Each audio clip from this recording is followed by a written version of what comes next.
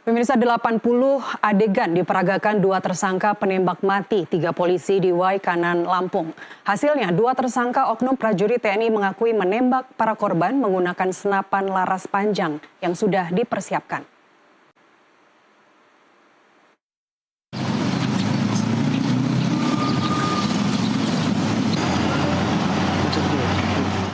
Tiga penyidik Detesemen Polisi Militer 2, 3 Lampung menggelar rekonstruksi kasus gugurnya 3 polisi saat menggerebek judi sabung ayam di Desa Karangmanik, Kecamatan Negara Batin, Kabupaten Waikanan. Rekonstruksi digelar di lapangan Satuan Logistik Korem 043 Garuda Hitam dengan menghadirkan tersangka penembakan Kopda Basarsyah. Kemudian ada tersangka perjudian Peltu Lubis dan Aibtu Kapri Sucipto. Total adegan yang direka ulang mencapai 71 adegan. Mulai dari tersangka berangkat dari rumah hingga tersangka membuang senjata api di dekat rawa-rawa. Dalam rekonstruksi ini terungkap Kopda Basarsyah telah membawa senjata api laras panjang dari rumah menuju arena judi sabung ayam. Aksi penembakan dilakukan tersangka saat digerebek anggota Polres Waikanan dan Polsek Negara Batin. Dalam reka adegan ke-43, korban yang pertama ditembak oleh tersangka adalah Aibda Anumerta Petrus Aprianto saat di pinggir jalan akan mendekati pelaku. Tersangka kemudian menembak AKP Anumerta Lucianto yang juga berada di pinggir jalan dalam reka adegan ke-48. Lalu penembakan Bribtu Anumerta M. Galib Surya Danta di adegan ke-54 yang berlokasi di dalam kebun singkong. Usai rekonstruksi, kuasa hukum keluarga korban menyatakan tidak puas atas rekonstruksi yang dilakukan. Pasalnya adegan yang seharusnya diperagakan sebanyak 80 adegan. Hari ini kami rasa ini bukan rekonstruksi, tapi ini cuma mendengarkan adegan yang dilakukan oleh tersangka. Gitu. Kalau rekonstruksi itu kan harus dijelaskan secara detail.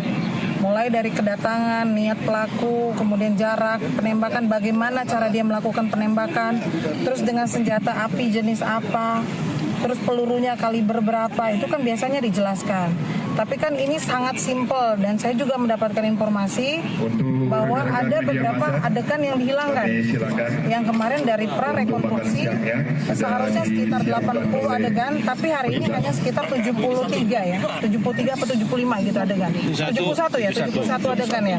Berarti kan ada kurang lebih 9 sampai 10 adegan yang dihilangkan. Kuasa hukum dan keluarga korban menduga terdapat upaya untuk menghilangkan aksi pembunuhan berencana yang dilakukan pelaku.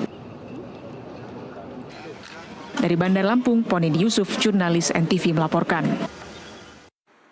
Lebih dalam kita bahas rekonstruksi kasus 3 polisi yang tewas ditembak oknum TNI di Lampung. Bersama kuasa hukum keluarga 3 polisi yang tewas ditembak oknum prajurit TNI di Waikanan, Lampung tersebut, Putri Maya Rumanti. Mbak Putri, selamat sore. Terima kasih sudah hadir melalui sambungan Zoom. Ya, selamat sore Mbak. Baik, kalau saya mengutip pernyataan Anda tadi dari 80 adegan rekonstruksi, hanya 71 yang dilakukan ya. Jadi 9 adegan itu yang hilang, itu adegan di mana kalau menurut pengakuan keluarga? Jadi perihal adegan itu jujur kami tidak mengetahui Mbak, karena pra-rekonstruksi kami sendiri tidak diundang oleh pihak Denpom. Justru kami juga mendapat undangan setelah kami menghubungi pihak Denpom Mbak kemarin. Baik, pra-rekonstruksi sendiri digelarnya kapan dan apakah keluarga hadir? Pra-rekonstruksi kemarin Mbak, hari kemarin siang, tapi keluarga tidak juga hadir, tidak ada yang diberitahu kami juga. Oke, sebenarnya komunikasinya selama ini seperti apa Mbak Putri? Sebenarnya komunikasi baik-baik saja Mbak, karena saya hari Senin itu sudah sempat menghubungi penyidik, Pak Kurinci. Saya bertanya apakah akan ada rekonstruksi di hari Kamis, karena saya mendapatkan informasi juga dari rekan-rekan media dan rekan-rekan di Polres, menyampaikan bahwa akan ada rekonstruksi di hari Kamis. Lalu saya coba menanyakan perihal tersebut, mengkonfirmasi, tetapi jawabannya hanya nanti kami akan mengabari Mbak. Hanya itu saja. Oke. Begitu Mbak. Oke.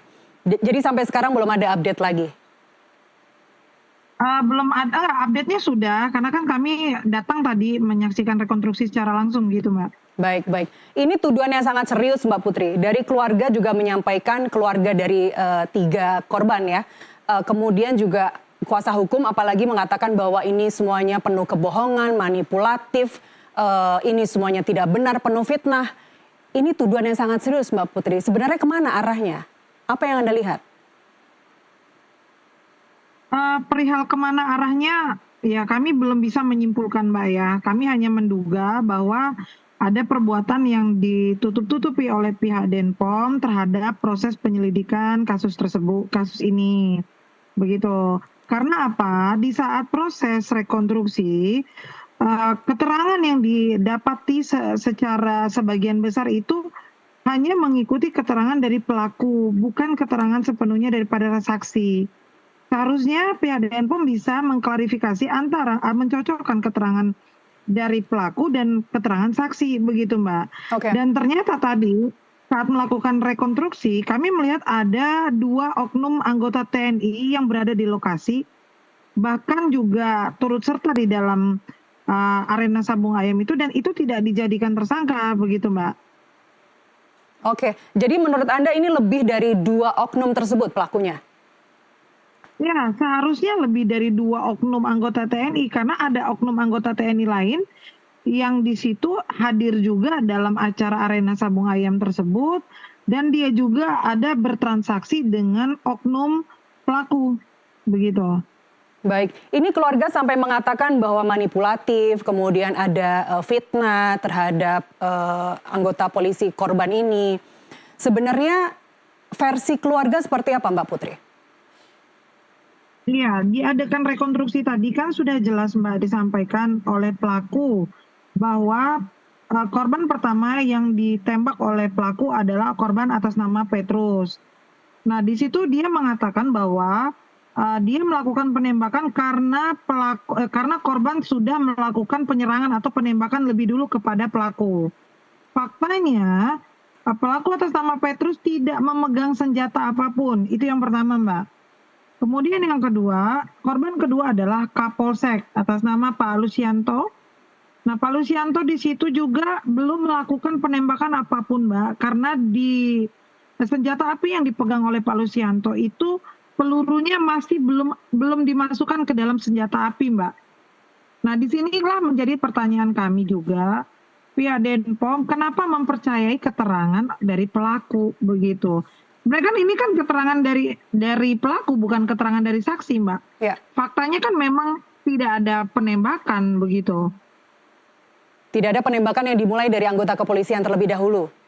Iya, Baik, gitu Mbak. baik. Terhadap pelaku ya, kepada pelaku ya. Terhadap gitu. pelaku. Tapi Jadi dari ya. cerita keluarga atau saksi yang sempat ditemuin bahwa penembakan awalnya bukan ketiga korban ini yang memulai duluan.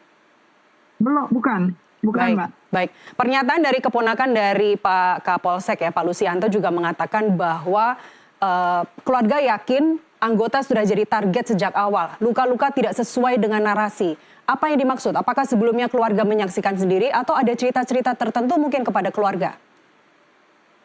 Jadi begini Mbak, kalau perihal cerita saya kurang paham. Tetapi saya sendiri sewaktu hari Kamis atau Jumat yang minggu lalu, saya pergi meninjau lokasi bersama Komnas HAM, dan di situ saya juga melihat posisi pelaku melakukan penembakan itu dari di atas Mbak, bukan sejajar dengan korban. Bagaimana Anda melihatnya, Jadi, Mbak Putri? Antara titik pelaku dengan titik korban itu bedanya tuh hanya sekitar 1 meter tingginya. Kemudian pelaku itu jaraknya dengan korban itu sekitar 3 sampai 4 meter lah Mbak. Begitu. Jadi memang kalau kita lihat titiknya pelaku dari atas itu kan karena dia gundukan tanah ya Mbak. Perkebunan itu ada siring dan di atasnya baru lokasi sabung ayam dan warung. Nah, titik pelaku melakukan penembakan itu titiknya ada di atas warung. Jadi posisinya ada di atas. Jadi ketika dia melihat ada yang datang itu sudah dibidik dari jauh gitu, Mas. Memang sangat mudah untuk melihat pelaku melakukan penyerangan tersebut kepada korban begitu. Baik. Apa sebenarnya, ini kan tidak ada kamera, tidak ada foto, tidak ada bukti yang menunjukkan bahwa telah terjadi penembakan, siapa yang melakukan, siapa yang berbuat, siapa yang menjadi korbannya. Tapi bagaimana kemudian dari kuasa hukum menggali bukti-bukti ini? Ya, kami kan mendapatkan keterangan dari saksi Polri, anggota Polri yang sedang melakukan penggerbekan di sana ya Mbak. Kami juga kan melakukan gelar kecil dengan anggota Polri bahwa mereka bagaimana caranya melakukan penggerbekan, kemudian apa yang dilakukan mereka sebelum terjadi begitu Mbak. Oleh karenanya kami melihat saat juga saya datang ke TKP, kami juga bisa menyimpulkan bahwa pelaku itu dengan sengaja melakukan penyerangan tanpa melakukan komunikasi terlebih dahulu, begitu. Karena dilihat dari keterangan saksi Kanit yang ada yang berada tidak jauh dari jarak korban, begitu Mbak. Baik, seperti apa keterangan yang bisa digali dari Kanit tersebut, kemudian juga ada permintaan dari keluarga agar persidangan nanti digelar terbuka, itu kemudian membuat kita berpikir apakah ada indikasi sebelumnya mungkin Anda juga mendengar bahwa persidangan akan rencananya digelar tertutup. Tapi nanti jawabannya ditunda dulu Mbak Putri. Kita kembali usai jeda pariwara berikut. Pemirsa tetaplah bersama kami.